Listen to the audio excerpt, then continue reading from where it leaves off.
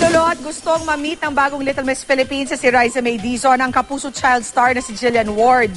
Ano naman kayang masasabi ni Jillian? Makichika kay Nelson Canla. Yan. Pustiso ka ba? Bakit?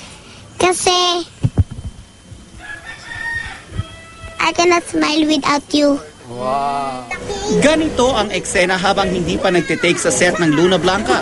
Bago sumabak si Jillian Ward sa mga madramang eksena, walang humpay na comedy daw ang pinapakawala ng child wonder. Kahit daw iyakan parating eksena niya, na-enjoy naman ito ni Jillian. Anong masasabi mo na maraming nanonood nung Luna Blanca? Nagpapasalamat po ako sa kanila dahil lagi po sila nanonood ng Luna Blanca. Ito po, pagtapos ng 24 oras.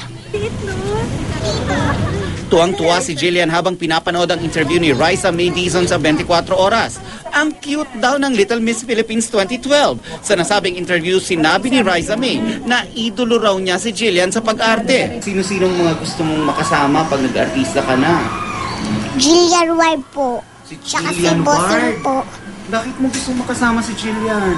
Kasi po, ano po siya, magaling po siya mag-acting. Nakita ko po siya nung sa Bulaga, sabi niya, di ba ikaw si Luna? Pero bakit di ka maitim? Sabi niya. Nagbigay pa ng tip si Jillian kay Riza sa pagpasok nito sa showbiz. Kailangan niya po umakting. Okay. Ilan pa po clue? Ilan pa po ba kailangan? Madami. Marami. At saka sana po parati siya magpakabait at saka po lagi niyang galingan at magdasal po siya tuwing gabi. Nelson Canlas updated sa Showbiz Happenings.